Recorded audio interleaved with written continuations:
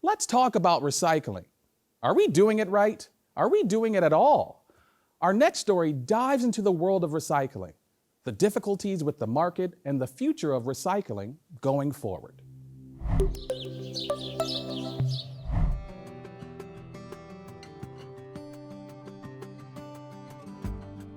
On June 30th, 1996, in an article published in the New York Times Magazine, columnist John Tierney wrote, "Recycling may be the most wasteful activity in America. A waste of time and money, a waste of human and natural resources, recycling is garbage." Despite opinions such as John Tierney's, recycling continues, and in New York State, it's been the law since 1992. People sometimes have the misconception that it just goes through this machine and spits out all the stuff in the right order. There's a tremendous amount of labor involved. So it's not just dumping it in and selling the material that comes out the other side. It's not as simple of an operation as one would think. Labor, electricity, buildings, contamination, it all adds up. You know, we have to be cognizant of keeping materials out of the landfill.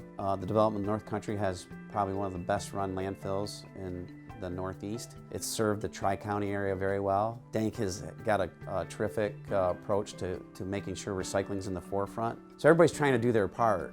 Part of what we're trying to do is contain the costs for the counties, help them by aggregating loads, and therefore you have larger volume, better cost pricing.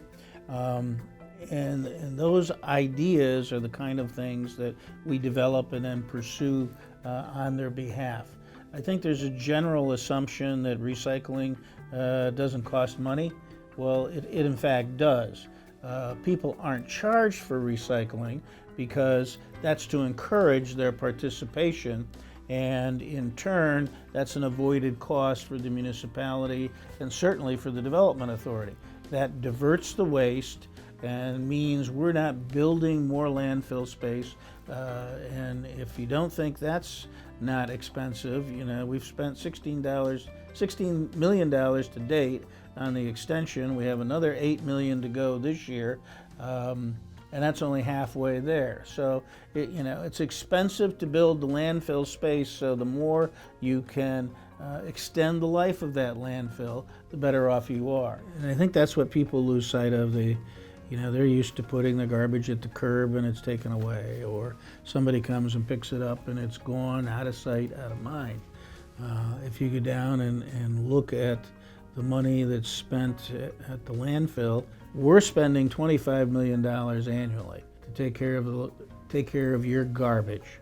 And the counties, the three of them, are probably spending at least that amount in their own right. And then whatever layer you have below that at the town or village level, and that differs with each of the three counties.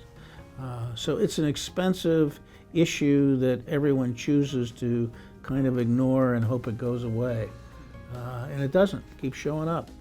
We're not going to get out of this soon. It's going to take a while. And the biggest thing is the United States has to invest in infrastructure. If we're going to collect this material, we have to have the infrastructure to handle it. I don't mean on the front end. We can pick it up at the curb. There's got to be a place for it to go. So right now we're paying probably 40 or 50% more for the items that we're recycling to discard those than if we put them in the landfill, which puts pressure on people and their disposal costs, puts pressure on businesses.